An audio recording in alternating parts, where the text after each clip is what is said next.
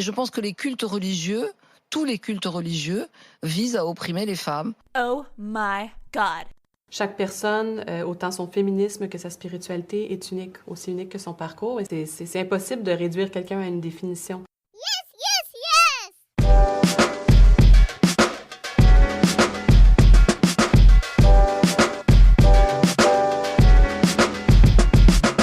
Dieu avec un E, le podcast féministe et croyant.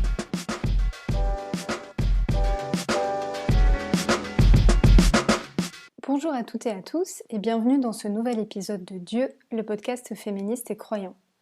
Aujourd'hui, je vous présente seule, confinement oblige, un mini-épisode consacré aux femmes, au foyer et aux religions abrahamiques. C'est une réflexion qui n'a pas vocation à être exhaustive et qui n'est pas un cours magistral. Venons-en aux faits. Peut-être que le foyer n'a jamais été autant d'actualité qu'aujourd'hui avec le confinement. Le foyer entendu comme un espace domestique ou familial. Il faut gérer les enfants quand il y en a, le travail à distance quand il y en a aussi, les tâches ménagères. Un article récent paru dans Le Monde expliquait qu'en France, 70% des tâches domestiques et familiales sont accomplies par les femmes. Ce constat de déséquilibre est un échec pour les mouvements féministes et nous renvoie à l'importance de déconstruire les rapports de force entre sexes dès le foyer. En effet, le privé est politique. Car l'intimité du foyer n'est pas qu'amour, elle est aussi le lieu de la charge mentale et des violences physiques. Dans cette perspective, sortir de l'espace domestique pour les féministes, c'est s'émanciper de la violence intime, sortir de la servitude, occuper l'espace public souvent réservé aux hommes. C'est aussi la possibilité de vivre seule, sans un homme, avec ou sans enfant, en toute autonomie. Si certains pensent que c'est là un fait général, d'autres ont le préjugé que ce déséquilibre est nettement plus présent chez les femmes croyantes. Une pratiquante serait présumée plus attachée à la vie familiale, au foyer, aux enfants. Quand je me présente comme pratiquante, dans la plupart des cas, je me trouve face à des clichés sur la vision que j'aurais du mariage et du foyer. Je serais de facto une femme en recherche de mariage et encline à endosser le rôle domestique dans le couple. Soit. Je constate qu'on associe encore, aujourd'hui, religion et rôle de la femme au foyer. Je ne nie pas que les institutions religieuses, composées majoritairement d'hommes, soient un carcan de plus et un frein à notre émancipation. Et je connais des femmes qui ont arrêté de croire car elles sont devenues féministes et ne se retrouvaient plus dans certains discours religieux. Mais je connais aussi des féministes qui ont trouvé une grande libération personnelle dans la foi et parfois dans le foyer. En d'autres mots, foyer et servitude, pour ainsi dire, ne vont pas toujours de pair. Mais si ces institutions religieuses freinent notre émancipation, est-ce qu'une vision idéalisée de la femme libre, car détachée de la religion, n'est pas elle aussi une vision idéalisée? Faudrait-il demander aux croyantes de choisir entre foi et liberté? Au début du XXe siècle, en France, on ne voulait pas octroyer le droit de vote aux femmes, car on pensait qu'elles étaient trop influencées par leur curé et donc par leur Église. On pensait que ce serait une nouvelle influence de l'Église sur l'État. Bref, on ne considérait pas les femmes comme des êtres autonomes dans leurs pensées, alors que les hommes, eux, n'auraient pas été influençables. De nos jours, on refuse l'accès à certains postes et à l'éducation aux femmes voilées.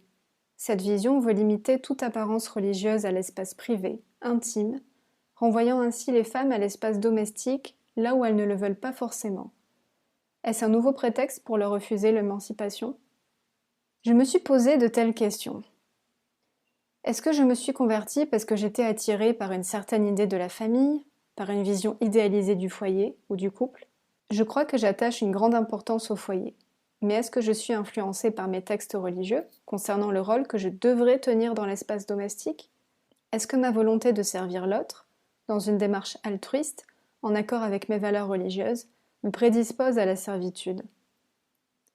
Dans son livre Les femmes au temps de la Bible, Myriam Feinberg-Vamosh rappelle que déjà à l'époque, on attribuait un rôle essentiel à la femme pour la tenue du foyer.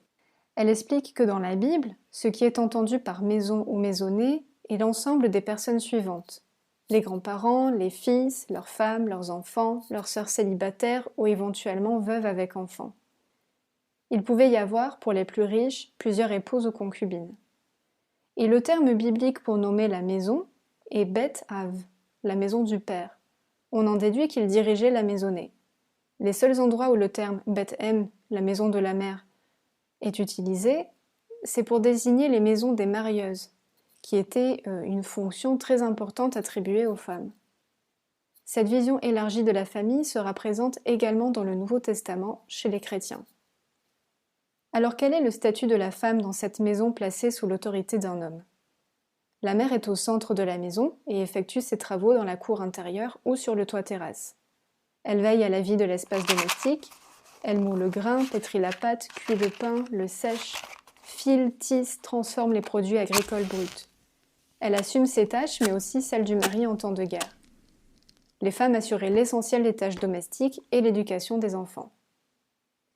On comprend pourquoi le texte de Proverbe 31, 10-31 fait le portrait de la femme vaillante, la femme forte, Eshet Haïl en hébreu, qui réussit à accomplir un grand nombre de tâches. Le foyer, c'est aussi le lieu de la transmission culturelle de la religion par les femmes et des préceptes religieux domestiques, comme la cacheroute par exemple. Paradoxalement, dans les campagnes, les premières femmes juives avaient le pouvoir à la maison, puisqu'elles en assuraient la survie. À partir du moment où en ville le travail connaissait une spécialisation et que les femmes esclaves s'occupaient des tâches domestiques, les femmes de la maisonnée urbaine allaient perdre ce pouvoir. Mais si elles perdaient ce pouvoir, elles sont présentées comme gagnant le prestige de la vie en intérieur, perçue comme noble. En effet, les femmes qui devaient sortir de cet espace intérieur noble, domestique, et qui sortaient pour vendre des fruits et légumes, garder les troupeaux ou travailler aux champs, étaient les femmes pauvres, souvent moquées et déconsidérées. Les hommes louaient le rôle de la femme au foyer, mais la réalité était autre. Elles ne restaient pas cantonnées à leur quartier, étaient vendeuses ou encore exerçaient le travail de leur père ou de leur mari dans beaucoup de domaines, notamment la construction. Pourtant, cette sortie de l'espace domestique est souvent assimilée au danger dans la Bible, voire au viol. C'est ce dont nous parlait Johann Charas-Sancho dans un épisode précédent, où il était question de la tribu de Dina.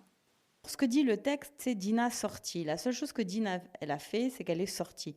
Elle est sortie pourquoi ? Parce qu'après des années d'errance, parce que Jacob, il n'a pas une vie évidente, il s'est quand même vachement embrouillé avec son frère, et donc du coup, il le fuyait, etc.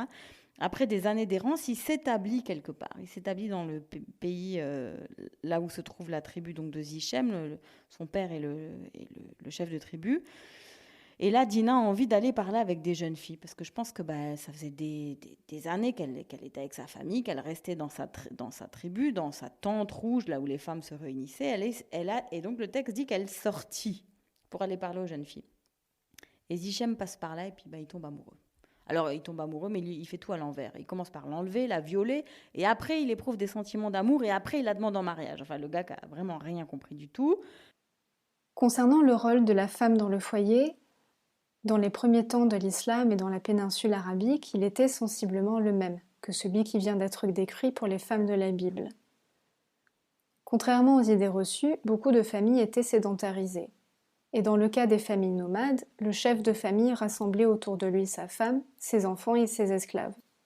Et la femme qui savait gérer la vie en famille était très appréciée.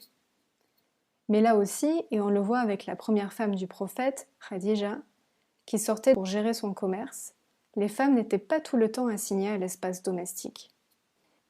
Si le rôle domestique des femmes des sociétés de l'époque transparaissait dans les textes religieux, ce rôle était le reflet de leur vie d'alors. Mais faut-il en déduire que c'est un modèle qu'il faut appliquer de nos jours ?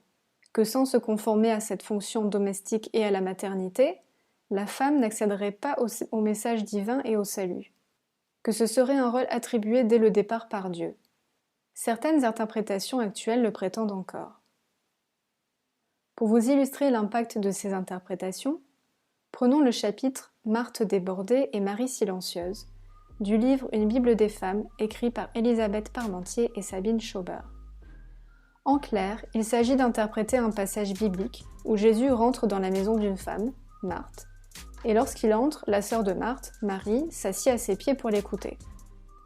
Quand Marthe voit ça, elle dit « Seigneur, cela ne te fait rien que ma sœur m'ait laissée seule pour le service ?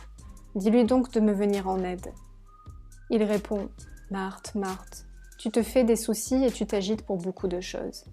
Une seule est nécessaire. » Marie, en effet, a choisi la bonne part, celle qui ne lui sera pas ôtée. Ce passage a eu une postérité immense dans le christianisme. On en a déduit 2 rôles phares pour les femmes chrétiennes, tous les 2 centrés sur le dévouement. Être active et servante, comme Marthe, ou docile à la parole de Dieu, comme Marie. L'action ou l'attention. La femme au foyer ou la femme religieuse dans un couvent. Pourtant, comme nous l'expliquent les auteurs de cette analyse, Marthe s'activait pour servir, au sens de servir la communauté spirituelle des chrétiens alors naissante. Elle aurait fait partie, avec Marie, des premières femmes diacres, des premiers temps du christianisme, c'est-à-dire des femmes qui venaient pour servir la communauté au même titre que les hommes. Une autre analyse dit aussi que le Christ ne venait pas juger Marie comme femme affairée aux tâches domestiques, mais venait par sa parole l'interrompre pour qu'elle prenne le temps de réfléchir et choisir en toute conscience ce qu'elle préférait faire. Alors face à tout cela, comment s'y retrouvent les croyantes féministes ? Vous avez pu l'entendre grâce à nos invités. Elles remettent en question, cherchent, prennent la place et la parole dans leur communauté et revendiquent leur liberté de choix et d'obéissance à une norme religieuse. Elles réinventent leur rapport au foyer, qui n'en cesse pas moins d'être sacré et important à leurs yeux. Certaines, dans le temps, ont trouvé la parade pour échapper à l'autorité d'un homme sur leur foyer. Je pense par exemple aux béguines, ces chrétiennes du Moyen-Âge dont le mouvement existe encore aujourd'hui, surtout en Allemagne, et qui vivaient dans des communautés de femmes organisées autour d'une chapelle.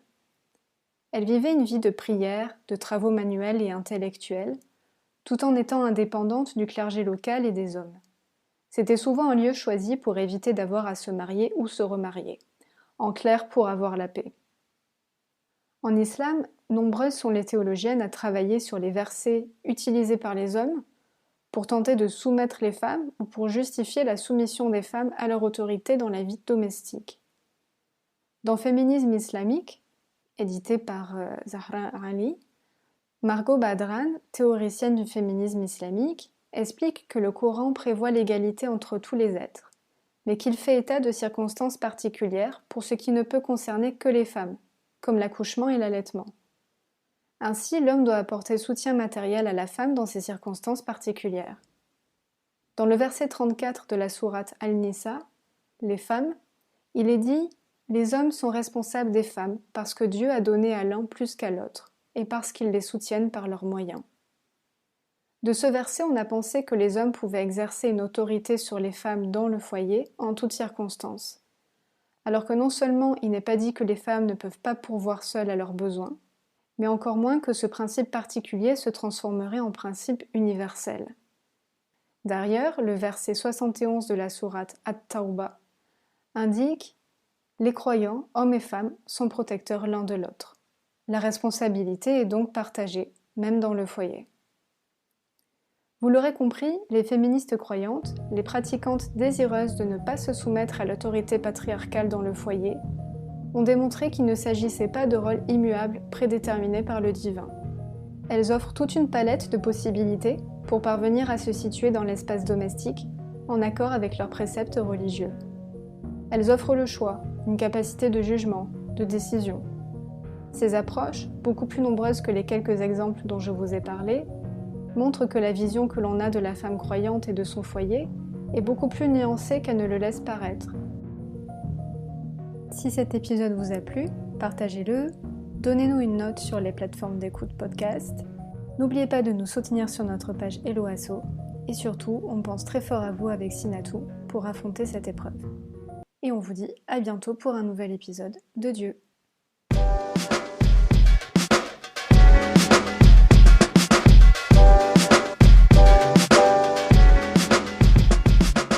Goodbye.